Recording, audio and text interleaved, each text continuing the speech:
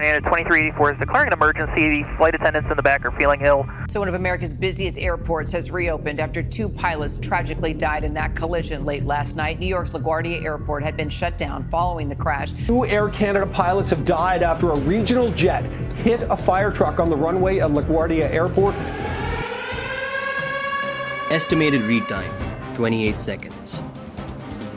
On the night of March 22, 2026, a perfectly normal landing in New York ended in the worst aviation disaster at LaGuardia Airport in 34 years. A fire truck was sitting on the runway. The pilots had no idea it was there, and neither did the system that was specifically designed to warn them. The controller had already cleared the aircraft to land, and then 2 minutes later, cleared a 35-ton truck to cross that same runway. 72 passengers, 4 crew members. One cascade of institutional failures that should never have been allowed to happen. Quote incoming. NTSB Chair Jennifer Homey said it plainly in the aftermath. Controllers should have all the information and tools they need to do their job. This is 2026. Today, we map exactly how that failed. Introduction. Estimated read time, 42 seconds. But to understand how this happened, we need to go back to where this night began and meet the 2 people in that cockpit. Air Canada Express Flight 8646 was a routine overnight service from Montreal to New York, operated by Jazz Aviation on behalf of Air Canada. Aircraft: a Bombardier CRJ-900. On board, 72 passengers and 4 crew members, pushing back more than 2 hours behind schedule. In the left seat was Captain Antoine Forrest, 30 years old. He had spent years working his way through regional aviation to earn that seat. His family said he had been chasing this since he was a teenager. He never stopped learning. He never stopped flying. In the right seat was First Officer Mackenzie Gunther, 38 years old.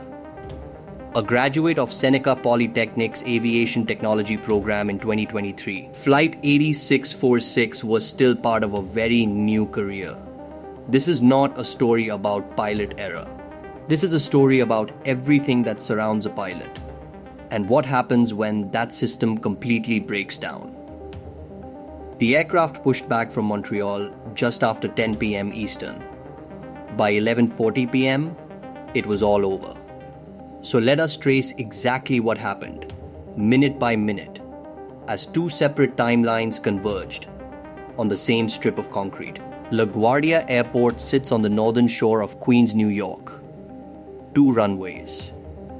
Roughly 30 million passengers every year. The FAR rates its tower complexity at 11 out of 12. 1 step below the most complex controlled airspace in the entire country. The runways are short by commercial standards. The approaches are tight. Even on the quietest night, the margin between safe and catastrophic is razor thin. At approximately 11:20 p.m., that margin began to close. A United Airlines aircraft on the ground at LaGuardia had aborted its takeoff twice. The crew reported a foul odor building inside the cabin. Flight attendants were feeling unwell. There was no open gate available. The aircraft was stranded on the airfield with nowhere to go, and the controller had to respond.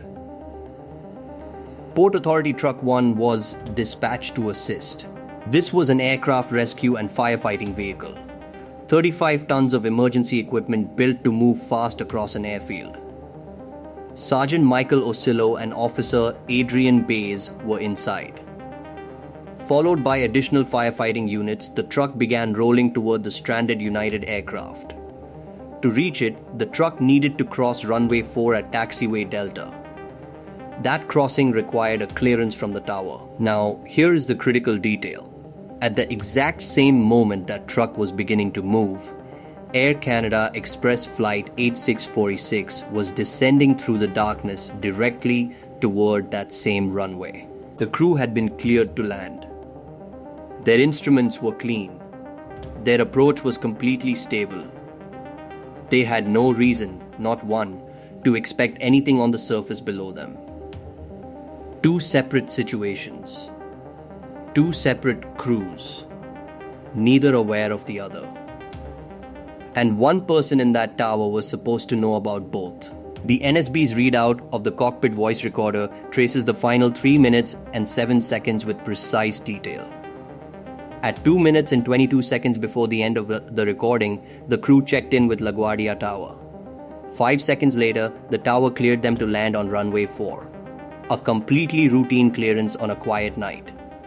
At 1 minute and 12 seconds, the crew confirmed the landing checklist complete. Gear down, flaps set, stable approach.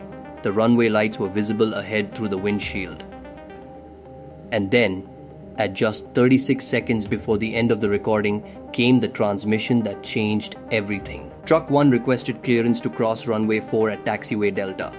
The controller granted it. The aircraft was already less than a quarter mile from the threshold. At that distance and that speed, there are no options left. There is no go around. The aircraft is committed to landing. There is nothing the crew can do but respond to what they see. 10 stop commands followed from the controller in a matter of seconds. No response came from the truck. At approximately 11:40 p.m., Air Canada Express Flight 8646 struck Port Authority Truck 1 on runway 4 at LaGuardia Airport. One of the survivors described what it was like inside that cabin. Quote incoming.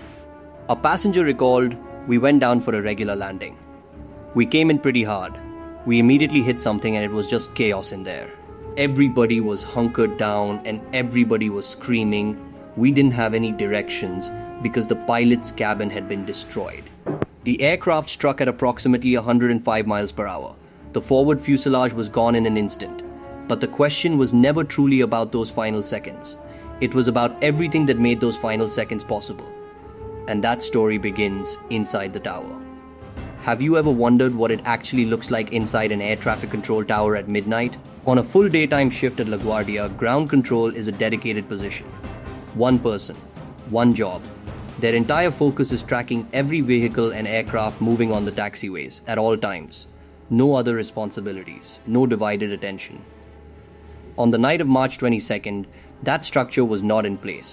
2 controllers were on duty, the minimum required under a 2018 FAHA rule. That rule itself tells an important story. It was introduced after controllers had been found asleep during solo midnight shifts at multiple airports across the country. The solution was simple: 2 people minimum. That way, one could catch the other's errors. But between those 2 controllers on this particular night, multiple positions were being combined, including ground control. And here is where the record becomes genuinely troubling. The NTSB later found conflicting information about which of the 2 controllers was actually performing ground control duties that night. LaGuardia's own tower records could not clearly answer that question. Think about that for a moment. In the aftermath of a serious incident, investigators sat down with the documentation and could not definitively determine who held responsibility for monitoring the surface. The records were not clear enough to say. Now add the staffing context. LaGuardia's tower target level is 37 controllers. On the night of the incident, it had 33. Across the United States, the total number of certified controllers has decreased by 6% over the past decade. The FAR estimates the national system needs at least 3,000 more to operate at the level it was designed for. So on this night, one controller was simultaneously responsible for the active runway, the surrounding airspace, and the surface movement of vehicles, while managing a live emergency in a tower that was already understaffed before the shift began. And then, at 1 minute and 35 seconds before impact, something happened that may represent the single most consequential moment of the entire sequence. An airport vehicle transmitted a radio call to the tower. At the exact same moment, another transmission was sent on the same frequency. The 2 signals collided, producing a garbled, potentially inaudible message. The controller may never have received it. To this day, the NTSB has not identified who made the interfering call. We still do not know what that vehicle was trying to communicate. If that was Truck 1 reporting its position, that information never reached the tower.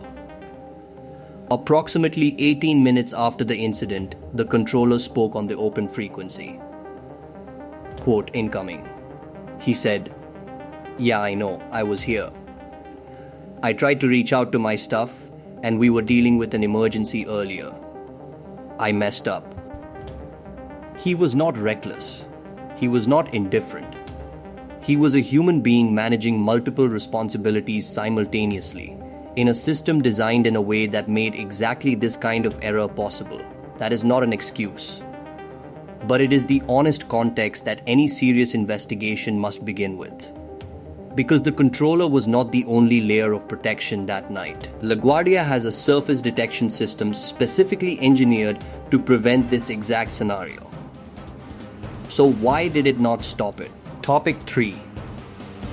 The system that was supposed to see everything estimated read time. 3 minutes 30 seconds, this is the part most people never hear about. LaGuardia Airport operates a system called ASD-X, Airport Surface Detection Equipment. It is installed at 35 of the busiest airports in the United States. The technology integrates radar data, transponder signals, multilateration, and ASD-B broadcasts to give controllers a real-time picture of every aircraft and vehicle on the airport surface. When it identifies a potential conflict, it is designed to issue both a visual alert on the controller's screen and an audible warning in the tower. On the night of March 22, 2026, no alert was issued. Not one. Here is exactly why. Port Authority Truck 1 did not carry a transponder. Without one, ASD-X could not draw on transponder data to track it. The system defaulted entirely to radar returns. But Truck 1 was moving in close proximity to several other firefighting vehicles that had also been dispatched. The cluster of nearby units meant the system could not build what it classifies as a high-confidence track. No high-confidence track, no alert generated, no warning sent to the controller, no signal to the crew. Now, you might reasonably assume that Truck 1 was a special case. An unusual vehicle, an oversight on one particular unit. It was not. None of the fire trucks at LaGuardia Airport had transponders installed. Not a single one. And this is where the story moves from accident into documented negligence of process. In May of 2025, just 10 months before this incident, the FAA formally urged all 35 ASD-X airports to voluntarily equip their surface vehicles with ASD-B transponders. At the time of that request, more than 2,100 vehicles at airports across the country had already been fitted with them. LaGuardia's fire trucks were not among them. The recommendation had been issued. The technology was available. Other airports had already acted on it. LaGuardia had not. And the documentation of prior warnings does not stop there. A Department of Transportation Inspector General audit, published in March 2025, found that the FAA had failed to implement all recommendations from its own internal safety review team. The same audit concluded the FAA lacked the capacity to adequately assess runway safety risk across the national system. This was not a hidden problem. It was a documented one. In writing. On record. Before the night of March 22nd, 2026. So the real question becomes, was this a single isolated failure at one airport on one night? Or is it part of a larger pattern? Because LaGuardia was not the first sign, and the warnings had been accumulating for years. It happened inside a national aviation safety system that had already shown serious structural warning signs and had not fully responded to them. In January 2025, 14 months before this incident, a mid-air collision occurred over the Potomac River near Reagan National Airport in Washington, D.C. An Army Black Hawk helicopter and an American Airlines regional jet came together in the air. 67 people were lost. It was one of the most significant aviation safety events in recent American history. In the immediate aftermath, Transportation Secretary Sean Duffy pledged publicly to address the staffing shortages and upgrade the equipment that investigators identified as contributing factors. 14 months later at LaGuardia, the staffing had not been adequately addressed. The equipment had not been fully upgraded. The transponders that were supposed to be on those fire trucks had still not been installed. The controllers involved in the LaGuardia incident were not relieved from duty for approximately 20 minutes after the collision. The NTSB is actively investigating why that protocol was not followed. In the days after March 22nd, Transportation Secretary Duffy called for $31.5 billion in federal funding to modernize the National Air Traffic Control System. The NTSB deployed 25 investigators. Port Authority responders physically cut a hole in the roof of the aircraft and extracted the cockpit voice recorder and flight data recorder by hand. The full investigation is expected to take between 12 and 18 months. New York Governor Kathy Hochul described the incident as an aviation disaster, the likes of which LaGuardia had not seen in 3 decades. And there is one detail at the end of this story that is difficult to simply move past. This was the first fatal accident at LaGuardia Airport in 34 years.